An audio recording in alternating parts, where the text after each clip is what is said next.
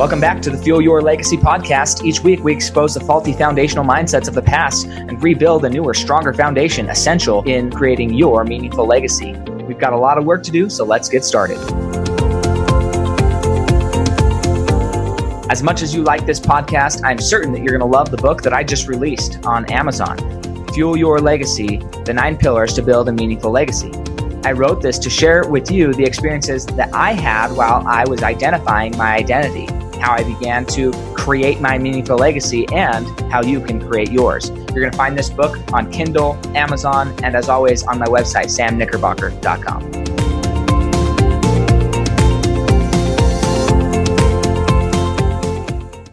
Here.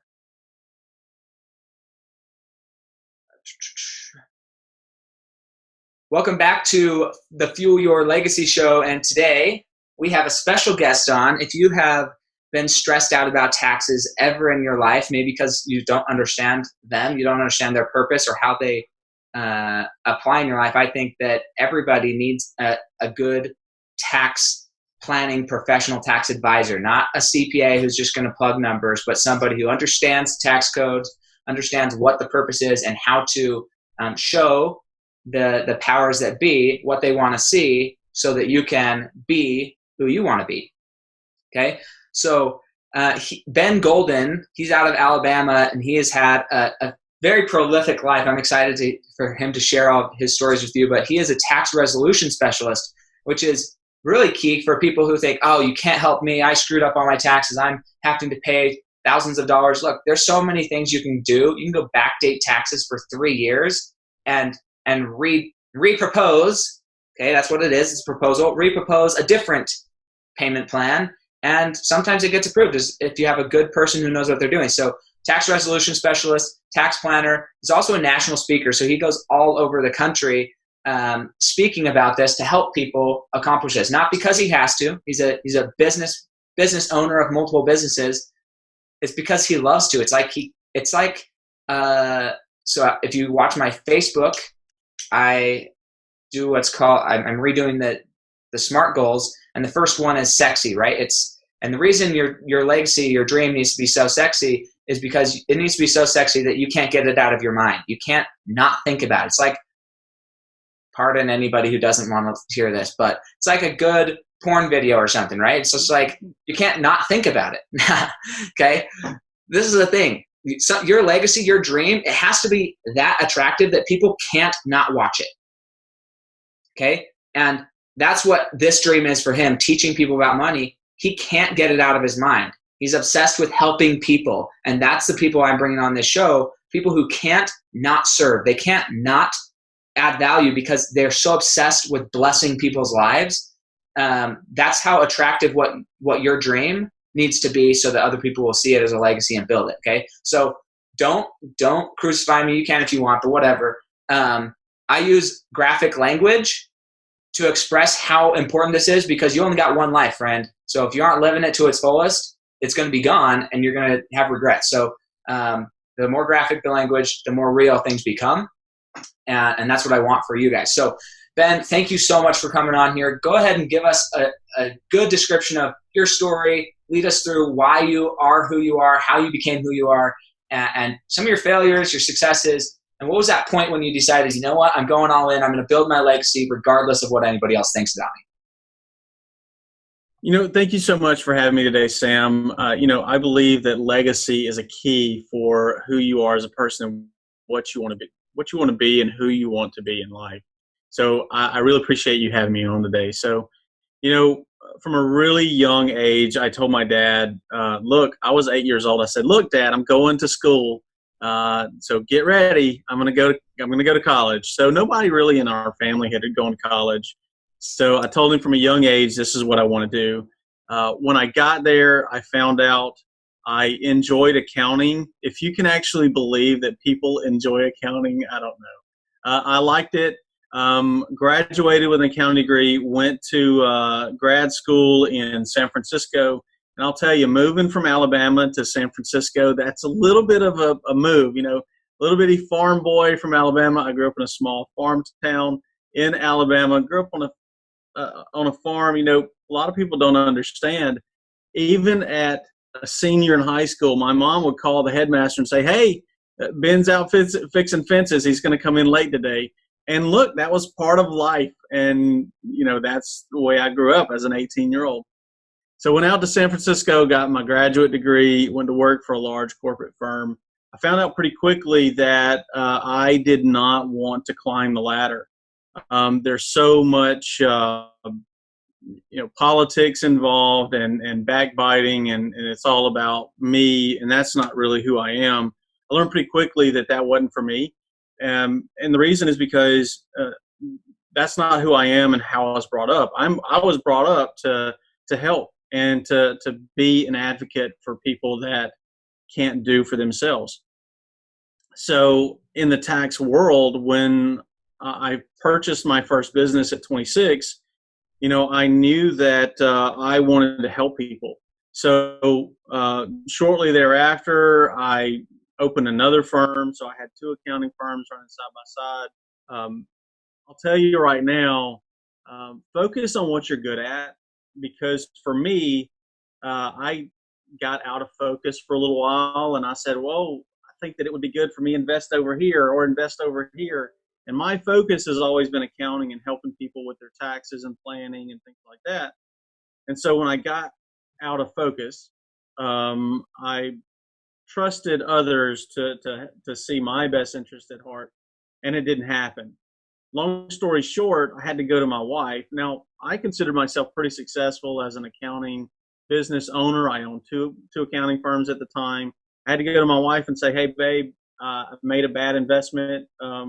We're going to lose our house. We're going to have to move out of our house, out of a 4,000 square foot home, very nice home, into a 1,000 square foot apartment, and we're going to lose everything. But guess what? We still have each other." She didn't want you at that point. No, she didn't hit me with anything at that point, not yet. When we got married, I told her, I was like, I think one day I want to own my own business. And the only thing that I ask is, I just need your support. That's the only thing that I ask. And I said, I'm going to have wins and I'm going to have days when I don't win as much. We'll get to my definition of success in a moment, but that was definitely one of the days that I did not win. So a lot of people, when they take that flying leap off the cliff of entrepreneurship, they think that it's smooth sailing. I'll tell you real quick, Sam, I got a little too close to the cliff. I hit the cliff. I got a concussion, fell back off of the side there. So, you're not going to win every single time. And it's not about if you win or lose. It's about how you pick yourself back up. My wife stuck with me through the process. And, today we're stronger now than what we were when we went in. And that's what it's about. That's what I think a legacy is about. It's not about where you are right now. It's about where you want to go and how do you bridge the gap between those two. And you work towards that daily. I ended up selling both of those accounting firms. I bought a construction company. I've got a great story with that too. I still own it right now. And then I opened this resolution firm. And the reason is because I enjoy railroad work, but I absolutely love helping people out of tax problems. And that's really the passion of why I do what I do, is because, somebody comes to you with a mess. They have absolutely no financial future, and they have no thought of being able to get out of the mess. And you put a package together, and you put some tools together that the IRS will let you do, and you completely turn their life around. I had one client that told me, they owed $370,000, and we ended up settling for less than 10 grand. And the wife called me and she said, "I want to let you know that my next kid is going to be named Ben." So, we changed their life, and it's not about me. It's about how much we can help people. But I think that's what a legacy is. It's, what do you want to be remembered for? How do you want to be remembered? And for me, I want to be remembered for the happy-go-lucky guy that did all he could to be an advocate for others and help. And that's really the way that I've lived my life to this point. Yeah, I love it. This is fun. I'm excited to dig into this because there seems to be some similarities between us, which is good similarities. So I don't know that it was like expected or not expected in my family to go to college. All my parents, grandparents, my grandparents were school teachers, and my parents, they both graduated. Like everybody in my family, I think went to college that I know of, except for, I mean, I went for a little bit, but not that I didn't complete. I got my associate's degree, so that's good. But something I think is interesting is at 8 years old, you knew what you wanted to do and you knew your value. Like, hey, I value my future enough that I'm going to make it to college. And at 8 years old, I didn't know that. I was homeschooled, so it was a little different. But by the time I was 11, I had decided I was done doing homework. It was a waste of my time. I didn't enjoy it. And so I told my mom and dad, said, look, I'm done doing homework. And we lived in Idaho, farming town, 2,000 people, And they said, well, if you either are going to go to school, like you're going to keep doing homework, or you've got to go get a full-time job. Now, in Idaho, I still to this day am not positive it was all legal. I know they took taxes out of my paycheck, but I don't know that they ever did from the government. If you know what I mean. Yeah, but I get it. I started working full-time at 11 years old at a honey extracting plant. And I've worked ever since. Like I just have worked full time. I've loved working, and there was times during summers and different areas where I didn't have work. But I will never forget before that point in time when I was probably 9 or 10 years old. A neighbor asked us to come over and pull our weeds, and we were homeschooled. So I was like, "Yeah, have them go work hard." We went over there. My brother and I, we looked at the job and we're like, "Yeah, we'll do it for like $5 an hour." And my mom, well, the lady, she's like, yeah, I'm not going to pay you that, so no thanks. So we just went home. We're like, fine, if you don't want our work, we'll go home. Well, my mom's like, what are you guys doing here? You guys are supposed to be over pulling weeds. We're like, yeah, she didn't want to pay us what we thought it was worth. She's like, well, what'd you tell her? Told her $5 an hour. And she's like, So we had to go back and we worked for the next week and a half for free. It sucked. But it was a good lesson. It taught me how to work hard, but also taught me it's okay to know your value. Later, when I had moved past the honey extracting plant, I was 12 years old and, 13, I think at this point. And I was working for a bricklayer, and I was running a crew of running these paver driveways and managing 3 or 4 adults who were 20 to 40 years old. They were all getting paid $10 an hour. I was getting paid $7.50. And I figured that out, and I called the boss, and I was like, look, man, you got to at least pay me what you're paying these guys. And he said, well, you're a kid, and they're adults, and they have families, so they get paid more. And I was like, oh, well, then I quit unless you want to pay me more. And he called me back the next day, and he's like, sorry, I'm going to have to let you go. I'm going to fire you. And I was like, no, I already quit. Like, if you don't want to pay me, I already quit. You can't fire me. But good on you, friend. But what's important about that is from a young age, you knew your value, and it's important to think, what was your value? What was your self-concept from that young age? Because if it's nurtured, that can become something amazing. And as a parent, if you're listening to this as a parent, are you helping your children identify their value? If you're listening to this as a leader, as a manager, as an entrepreneur, the people who are working with you, are you helping them identify their value and praising them for their value and encouraging them to increase their value? Like that, I think that's the key point here is, I don't know how your dad responded when you told him at 8 years old you were going to go to college. Oh, he didn't even remember. My mom is the one that reminded him. And he was like, yeah, son, whatever, and my dad didn't go to college. I was the first one out of my dad's family. Now he has, 8 brothers and sisters, and, our family reunions, we have like 250 people there, really close, large family. And I was the first one to go through graduate school out of the entire family. So, there really wasn't an importance of school. It was hard work. And so I got sort of both. You know, in college, a lot of people don't understand, but for me, I held 3 jobs and went to college full time as an undergrad. And I worked 1 full time job and 2 part time jobs, and went to school full time undergrad. And when I went through graduate school, I had a full time and a part time job at the same time. And I went through an accelerated program where you took a 2-year degree in 6 months. Well, it was actually 9 months. So, I mean, work, I've never been scared of work.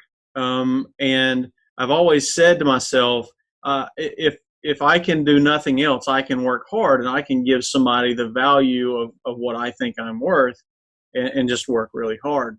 And that was one of the things that he really put into me is it's okay not to be the best, but you will be a really hard worker.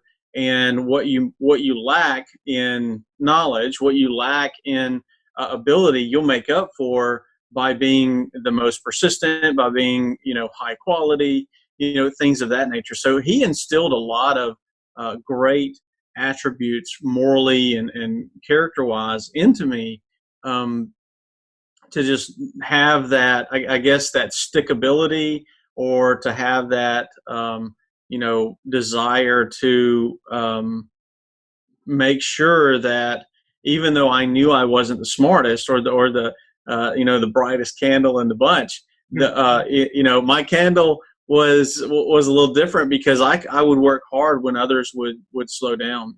Yeah, I think that's important because when it came down to you saw the corporate world, and I try not to be too offensive to people, but also my objective is to be real and again, be crass and draw contrast so that it wakes you up, right? It may not be as bad as I say it is, but if it's even close to as bad as I say it is, you should be thinking about it, okay? And here's the reality. You already knew your worth. You already were thinking about your life from a perspective of, I know my value. I'm going to go show you my value. And if you don't like my value, I'll take it elsewhere, right? The corporate system, corporate structure is not designed that way. The corporate structure is designed to purchase people's lives from them and dictate. I mean, it's legalized slavery of the mind and of your time. It is what it is, right? You're compensated, but yeah. And for me, I'll tell you, when I went in and talked to one of the partners in the large accounting firm, he asked me straight up, "Do you want to be a partner here?" And I was like, "I would love to be a partner here." He said, "How long do you think it'll take?" I said, "Well, how long does it usually take?" He said, "It usually takes 8 years to be a partner here at minimum." And I said, "I can do it in 4. And he laughed at me. Yeah. And I said to myself, and I took a step back and I looked at where I was, and I did what you said. I took a true awareness of where I was, and I looked at it from, a 10,000 foot level, and I said, am I going to deal with all the politics that go into this? Am I going to deal with all of the different people's attitudes, and when they're having a bad day, what they and how they treat others? Am I going to deal with all the rest of everyone else when I know that it needs to be me and me alone that makes it? And if I don't make it, it's my fault and not, John's fault that's in the cubicle beside me. So there again, I went back to self-reliance and depending on myself and saying, I don't need to have to depend on everyone else for me to make it up this ladder. I just choose not to climb it. Yeah, exactly. And I don't know if you ever heard of Ed Mylett, but he always talks about at what point is your will to win purchase, right? So maybe you make $200,000 or $300,000 a year, and so then you're not going to drive as hard, you're not going to push as hard, you're not striving for excellence. And I think that same concept can be put into a corporate structure where maybe it's not your will to win necessarily, although I do think that that's being purchased daily, people's will to win. But more importantly, if you don't have a good self-concept and you don't know what your morals are, know who you want to become, and be focused on that now, then the highest bidder, let's say somebody's going to pay $150,000 to go work for their corporate firm. Well, the reality is at that point, you're now hooked to that income, and so you have to deal with the politics, you have to deal with the lying, the backbiting, and you have to play the game to feed your family. And so they will purchase your integrity. Again, for me, it has, money is not the issue here. It's, are you going to allow somebody to purchase your integrity, to purchase your desires, to purchase your time, to purchase your family, simply because you haven't taken the time to identify inside of yourself what your true worth is? Because I believe that every individual is worth, and this is not just what I believe. Okay, you're an accountant, so you can confirm this from the accounting perspective. But here's the deal. No company is ever going to pay you what they think you're worth. Because if they did, it would be a loss for them. And so they would be making no money off of hiring you. The fact that you have a job, by definition, means you are worth more to that company than they're paying you. Exactly. Like, that's just the facts of the matter. So stop working for less than you're worth. Like, they obviously think you're worth more than you are. You need to believe you're worth that. And I was, like I said before, I was born and raised in a small town on a farm in Alabama. Okay. So let me just tell you something about me. My word is my bond, and my bond is my word. That means if I shake your hand on it, if I tell it to you, that's the way that I feel. And I'm not going to lie for anybody, even if it means me getting ahead or not. That's why I couldn't walk up the corporate ladder, because if it meant me sacrificing my integrity for, dollars or to get ahead of someone else, that's one of the problems that I had. And it wasn't about money for me. Money, it means more to me to be integral, and it means more to me for me to do what I actually say I'm going to do than it does to make more money or to look better in somebody else's eyes. If I make a mistake, I'm going to own it. I read the book, you've got to own, you've got to own and take responsibility of yourself and take true ownership. I don't remember the name of the book now, by Jacko. Extreme Ownership. Extreme Ownership. That's, the name of it there was. I believe in extreme ownership, and you have to take extreme ownership. And if you don't take the responsibility, it's like I told you before, I believe in the 3 R's in life. If you don't take the responsibility, there is never going to be a reward. Sometimes the responsibility means that you need to say, yeah, it's my fault. But you know what? At the end of the day, you win because you're integral in doing it. You may not keep your job. You may have made a mistake. But at the end of the day, you can lay your head on your pillow at night and say, I took my responsibility. I owned it. And I'll tell you what, I'll take the consequences of my, problem or whatever it is. I believe in the 3 R's, like I said: risk, responsibility, and reward. Okay. And with the 3 R's, if you're not willing to take that risk, or you're not willing to take that extreme ownership and that responsibility, at the end of the day, you won't have that reward. And maybe that reward is, for me sometimes, laying my head on my pillow at night and having a clean conscience and having a clean heart, and knowing that I'm going to sleep well, knowing that, hey, I'm good. I did the right thing today. Yeah, absolutely. I'm curious, just because integrity is one of my top 3 core values, like candor, which means I say whatever the heck I want, out of love, an intention of love. Like, I'm not out to hurt people, but I'm going to be as direct as possible, and sometimes exaggerating the crassness of it, just because I want people to think I don't like that, right? I want to trigger people so that they start to take a closer look about what they do and do not like in life, rather than just keep moseying along. And then gratitude. Those are my 3. But integrity comes up because people are like, well, you can't ever be perfectly integral or integral. And I agree with them. I'm just curious from your perspective, some honest feedback here. So percentage, if you were to just randomly throw up a percentage, how often are you living perfectly in integrity versus how often do you not quite measure up to what your ideal is? So I do my very best every single day to even leave the white lies away. Okay, we're not talking about the big boys. I'm talking about the white lies. So for me, the question I asked one of my employees the other day is this right here. Okay, Tommy, how long have you known me?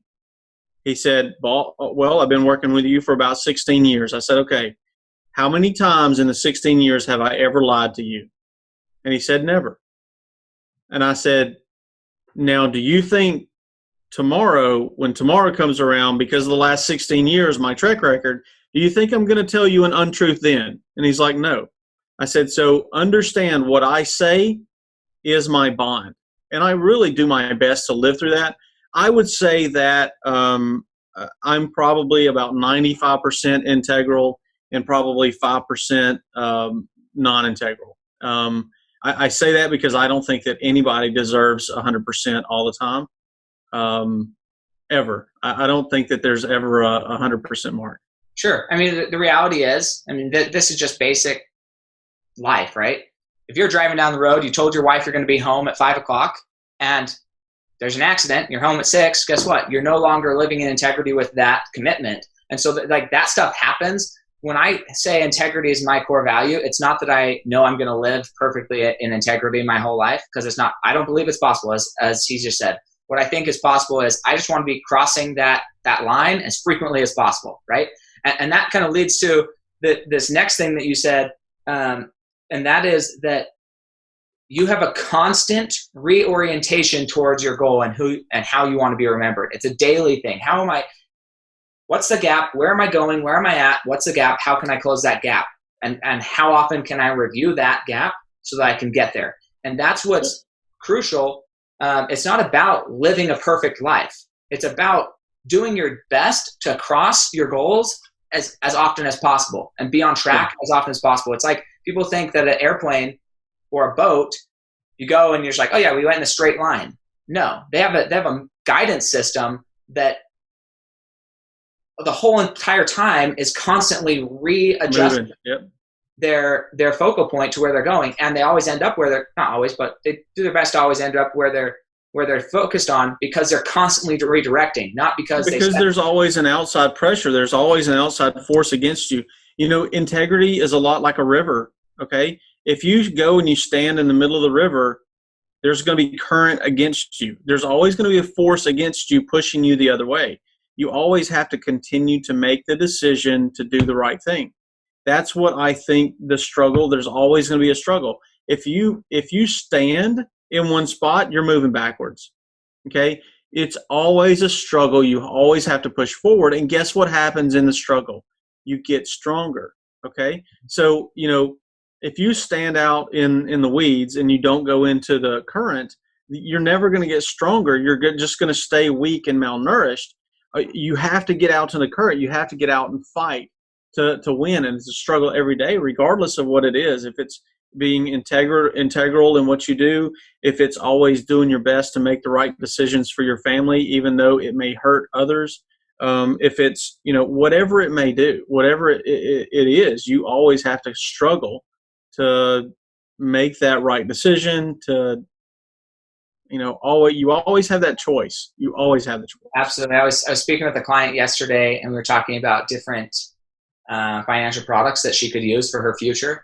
And I proposed one that she was not familiar with.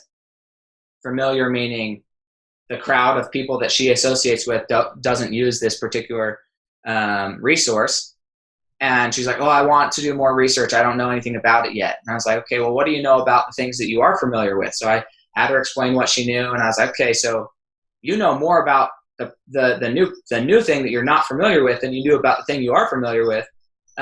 What? And she's like, well, I just don't make decisions like that. And I was like, okay, let's be honest. How often in every other area of your life, in your religious life, in your sex life, in your diet life, all these things, do you just follow the crowd? If you go to a new crowd, your language, you just go to a new crowd, they all start swearing, so you start swearing? No, in no other area of your life do you follow the crowd, except for, unfortunately, in your financial life, you've chosen to follow the crowd. So now what's more inconsistent, right? And once I drew that contrast, she's like, okay, yeah, let's do it, right? Because now I said, look, no other area of your life are you following the current. Why are you going to choose that route here? Why are you going to in the weeds here? And she's like, oh, okay, I'm not. Let's do it. And so helping people draw that contrast, like you think you're all this opposition or going against the grain, but then you actually aren't in so many cases.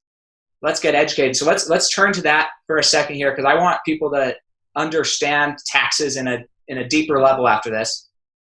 So what do you believe is the purpose of the tax code, or like the being taxed? What's the purpose of it? Well, I mean, let's be honest. The reason the tax code is what it is because there's outside forces forcing or asking or pushing Congress to go a certain way. Okay, the reason why the mortgage interest deduction is in there is because the housing market pushed it to be in there. So there's a lot of special interests and things like that that push taxes a certain way. I firmly believe that. I don't really want to get into that certain aspect because you just can't really do a lot about it. I think that everyone should pay their fair share of taxes. Okay. My philosophy on tax is a lot like a dissenting Supreme Court justice said in the 1950s. All right. He said, it is your duty as an American to pay your fair share. However, it does not make you more patriotic to pay more than your fair share. Amen, brother. Amen. What does that mean? What does that mean? That means that the code is written in a specific way. It's either explicitly written or you can imply, okay? That means that you make a choice and then things are not black and white. Code says A, but court says B, okay? So it's a shade of gray. We work in shades of gray. It's not a black and white more times than not. So what we want to do is we want to get you on a substantially better footing than not, okay? So I believe that people should pay the least amount that legally they could pay. I don't personally agree with a lot of the ways that Congress spends our money. I'm not talking politics, Republican, Democrat, administration. I'm not talking about that. I don't like the way the government spends money. I don't like some of the things they do. Doesn't matter what they are right now. But because of that, I think that everyone should pay their fair share only and nothing more. Because there's always going to be programs that Ben doesn't agree with, that Sam doesn't agree with, that Aunt Susie doesn't agree with, So why should you pay more to fund things that you don't agree with? Mm-hmm. That's my personal philosophy on taxes. Yeah, and I think what's important there in what you said is you got to pay your fair share, but no more than you're legally required to pay. Most people, in my experience, I meet with a lot of people, they don't understand what they're legally required to pay. They just do what everybody else does, and then they end up overpaying, and they get these things called tax refunds, which in many cases, again, you can say it however you want to, but in my opinion, you just gave the government a 0% loan if you're being optimistic, a negative 3% loan if you're counting inflation. You paid the government 3% to take your money for you from you for a year, and they give you back less than 3% of what they took from you. And it was your money. It was never their money. It's like people think of this tax fund as a gift from the government. No, that was your money they took from you not because they wanted to, but because you didn't get educated on how much you were supposed to pay. So let me ask you one quick question. We're not going to talk about court cases right now. How many words do you think there are in the tax code and regulations and whatnot? Oh, total? I don't know. 7 million. Okay, yeah, 7 million. Okay. How many words are there in the Holy Bible?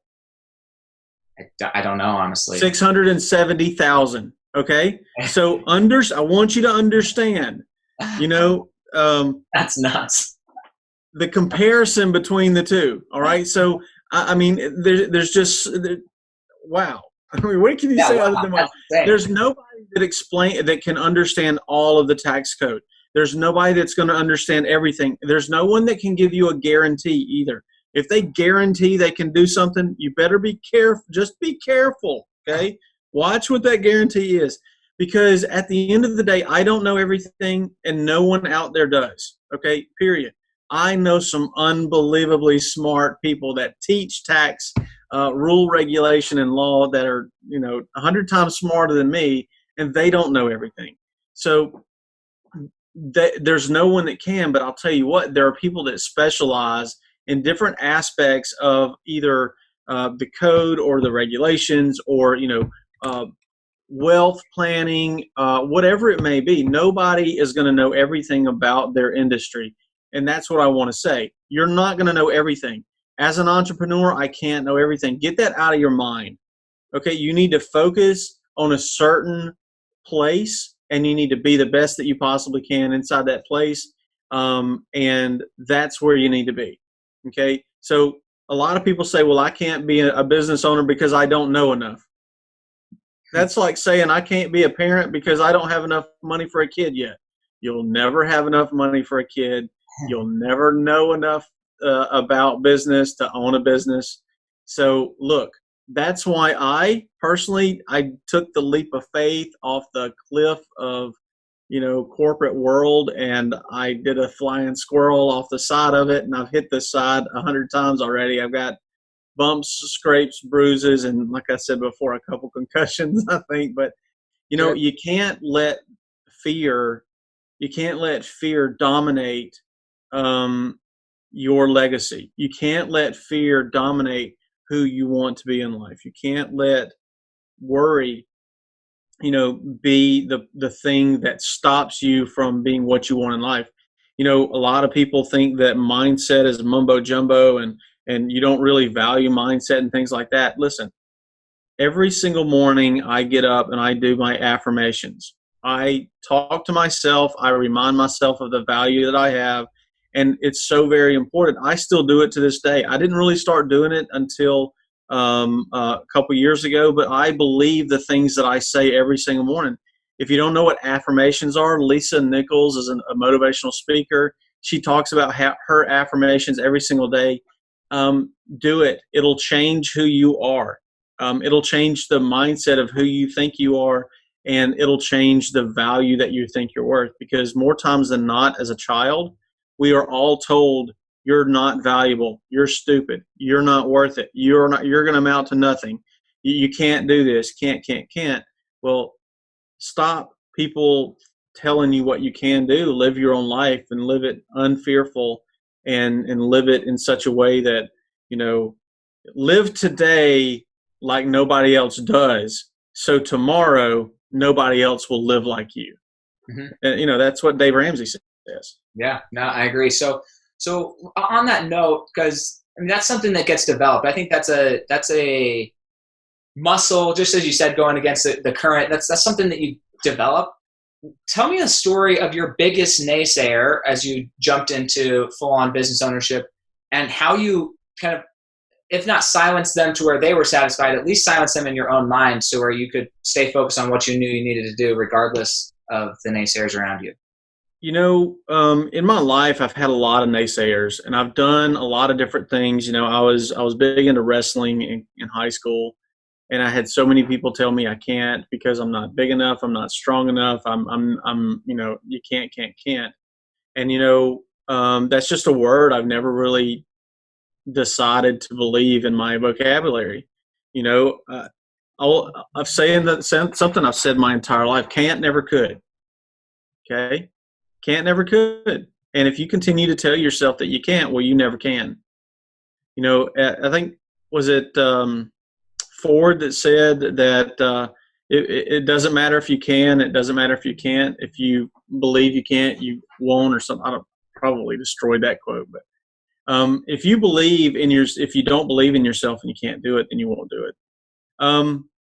So in that part of my life, I had a lot of people telling me I couldn't do it, and I wasn't big and I wasn't strong, but I told myself there's got to be some edge that I've got to have somewhere. So I practiced really hard, and I ran 10 miles every single day, and I had a great, workout regimen, and there weren't very many other people that had the strength that I did at the end of the rounds, and that's where I won, because I developed a way at the end of the day to, have an edge on others. My family has always been supportive of me, even though they don't understand a lot of the things that I do and say. I had a professor in college that told me that I would never be an accountant, that I wasn't smart enough and didn't have the goods to do it. The partner that I told you that I said that I would make it in 4 years, he laughed at me and pretty much told me to get out, laughed me out of his office. And you know what? I didn't ever say that I would be a partner at his firm. I just said I would be a partner. And guess what? I was. I left that job and bought my own company. Well, I made it. Yeah, exactly. I think that's So,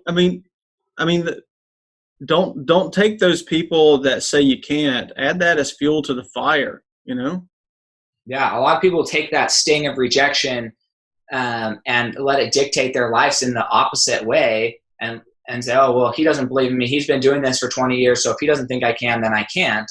Rather than, oh man, that's so unfortunate that he doesn't believe he could have done it in 8 years. And Exactly. I came across this just recently. I have somebody that I'm mentoring, and I was in that guy's position, not from a position of like I wasn't laughing or not like openly not believing in somebody from a perspective of telling them that they can't, but it can be just as damaging if you're not challenging somebody at their level of what they think they could accomplish. Then if you're challenging them at a lower thing, then you're in turn saying, well, I don't think you can accomplish it. And I had that problem because I only accomplished what I've been able to accomplish. It took me X amount of years. And so when this new mentee of mine came in and they were wondering, well, what can I accomplish? I was just challenging them to do what I did, like that seems good for me. And then they called me out and they're like, dude, I feel like you don't believe in me. And I'm like, what? I believe in you. I believe you can do what I did. And then they're like, no, I think I can do it better. Like, challenge me more. Give me more challenge. And I'm like, okay, but that was a wake-up call for me that even as a leader, sometimes you can get complacent and say, well, I'm only going to challenge you to do what I did. Now, what if Ben were to go out and say, look, you're brand new, you're going through school. I think you could go be a partner in 1 year or 2 years. Like, it doesn't take 8 years or 4 years. You don't even have to get out of college. Like, you can go buy a firm or whatever. I mean, every industry is different, but like, you can crunch that time frame because I've already learned stuff that it's not going to take you as long, right? You have to shift your mind as a leader to say, okay, because it took me 4 years, now I know everything not to do, and you can accomplish this way sooner. And you're 100% right. It is a muscle. The brain is a muscle that you have to work quite a bit because you have to believe in yourself. I mean, there again, going back to the mindset and affirmations, it's been a big game changer for me to really believe, well, look, I am worth it. I quoted someone a really unbelievably high fee the other day, and it was a challenge for me just to do that. I mean, it was the first time in my life for a tax resolution case that I quoted a 6-digit fee to do the work. And the problem was I had to get through the barrier of quoting the fee just to see, can I do it, and is my value there? Yes. Mm-hmm. And guess what? Got through the barrier of quoting it. They didn't go with me, but I'll tell you what, I'm no longer afraid to quote that again. Sure. And oftentimes this is what's also funny. And this is, we have these thermometers in our life where it's like, oh, I don't think I can do that. So we stay with these smaller fish clients. And in reality, and I don't know this specific situation, but I see this happen in other people's lives. It's not necessarily that 6 figures really matters. It doesn't matter how big that number is. Because you could say, well, it's still only 6% or 10%, or it's only a percentage of what I think I can save them. The difference is I've been working with somebody who I can only save $10,000, so now my percentage is $500 to do that work. But now I'm dealing with somebody who's a billionaire, and I'm going to save them $1 million. So for me to take 10%, it's not really that big of a deal for them. That's right. But in our minds, we see it as the dollar sign rather than as the value we're adding to that client. And that's where the contrast we have to draw and say, look, it's not about what you think you're worth. It's about what do they think this is going to be worth for them, and charge what they think it's worth. Because if you undercharge them, you very likely have the same thing. They're like, man, there's no way that I'm going to get my value's worth if I only pay this guy $25,000 to do what I need to do. Like, he's going to help me save $1 billion. If that's the case, and he only charged me $25,000, he probably doesn't even know what the heck he's doing. He doesn't even know what he's doing. If you went to buy a nice, expensive car and they only charge you $25,000 for it, what would your first question be? Yeah, there's sawdust. What's wrong with it? What's wrong with it? Exactly. What the heck is wrong with this thing? Yeah, and that's something that we all have to get, and we have to think about that not just from a business perspective, although it's applicable, but from a leadership perspective, from a parenting perspective, right? You've got to challenge your children, your people that you're leading, at the level of which it's going to be worth for them to make that change. So, can't emphasize that enough. I'm curious if you're willing to share what's been your biggest financial mistake as far as like what did it cost? What was the cost of your biggest financial mistake, and how did you recover from it? Yeah, so I had an accounting firm for over 15 years, and I wasn't pricing right. And so over the 15 years, I was giving a lot of things away that I did not know that I should price right for. And I was talking one time, and I sort of got an epiphany of the fact that I had done, let's call it 700 of these types of transactions over that 15-year period. And, I should have been charging $5,000 per transaction. So I literally lost $3.5 million over that period because that transaction was very valuable. And I did not see the value of what I was doing for that client. I just saw the big win. Oh, we're going to be able to save you X number of dollars. And I didn't think that I should have charged them the $5,000. So, hard pill to swallow. I lost $3.5 million over that time. But I said, you know what? I've learned from it. I know how to charge my value and my worth now. I learned from it. Success to me is defined as learning from failure. Success is not winning. Success is learning from failure. Mm-hmm. I love that definition. And I think it's the same way. If you're not willing to take and fail forward, you're never gonna get your true value, and you're never gonna learn. Your 3 R's. Without a risk, there is no reward. Without a responsibility, there is no reward. Yeah. Take it to the bank, people. Absolutely. Cool. So if we wanted to have you come out and speak or train, I don't know, because of COVID, I don't know how many people are traveling. Some people are terrified of it. I personally am not terrified of it, but that's neither here nor there.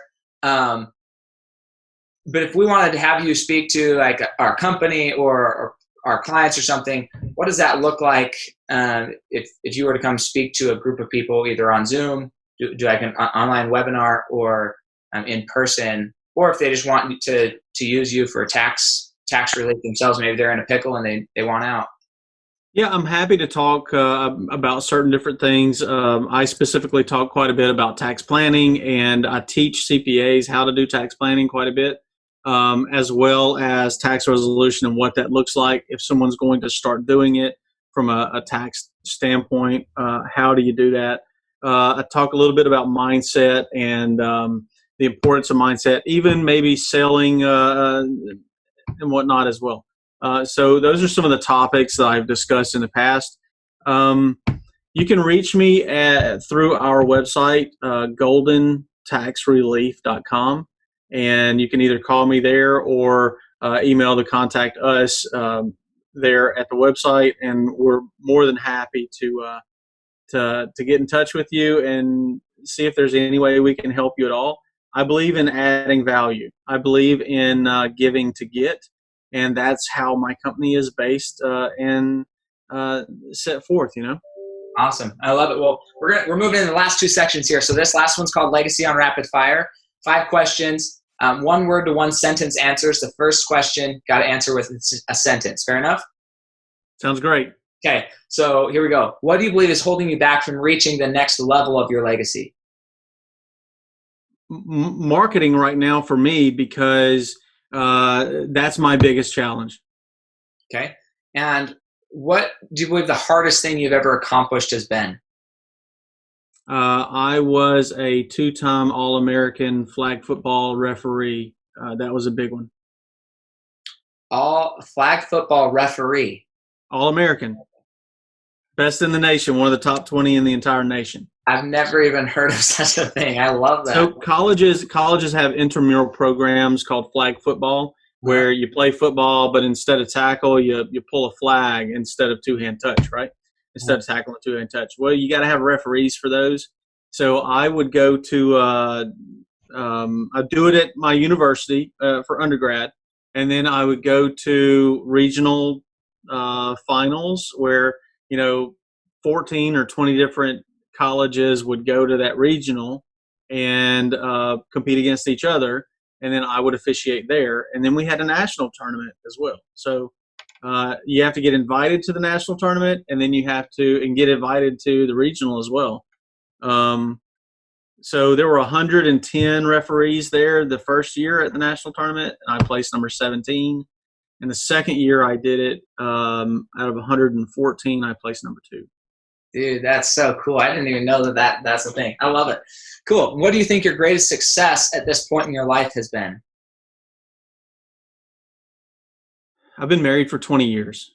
So that's a great success for me. That's incredible. I'm working on my 5th year, and I've loved every minute of it. I haven't had any complaints. My wife is unbelievably strong to put up with me all the time. Amen to that, brother. So true. What do you believe one of your secrets that contributes most to your success? Tenacity. Tenacity. That's a good word. We need to use that word more. And what are a few books that you'd recommend to the Fuel Your Legacy audience? I absolutely love Extreme Ownership, and I absolutely love the E-Myth. Yeah, those are fantastic. I love both of them. They're great at doing what they do. So here's the last question. We're going to pretend you're dead. Okay, you've died, and this is 6 generations from now. So your great-great-great-great-great-grandchildren, they're sitting around a table. You're able to kind of view or listen in on this conversation. What do you want your family to be saying about you 6 generations from now? What do you want your legacy to be? I was always happy and willing to help people. Awesome. Man, I love that. Hey, if you guys are interested to meet with him, if you have questions about COVID, specifically tax planning around COVID situations, the benefits, the loans that you're potentially eligible for if you're a business owner, any of those types of things, reach out to him. Ben is totally willing to help you. I'm assuming, even though you're in Alabama, you can pretty much work where you need to work. Is that? 98% of my clients are virtual.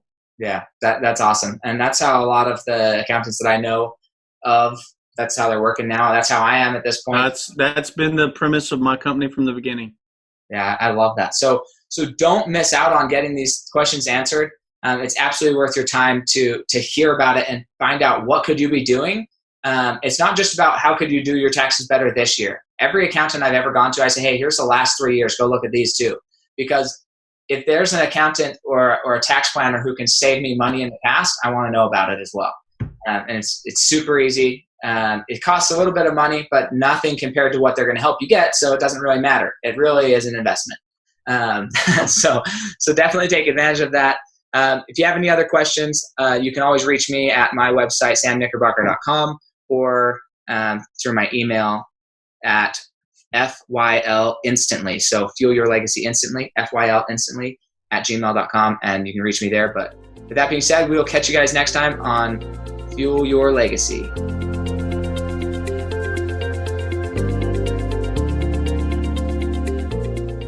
Thanks for joining us. If what you heard today resonates with you, please like, comment, and share on social media. Tag me, and if you do give me a shout out, I'll give you a shout out on the next episode. Thanks to all of those who've left a review. It helps spread the message of what it takes to build a legacy that lasts.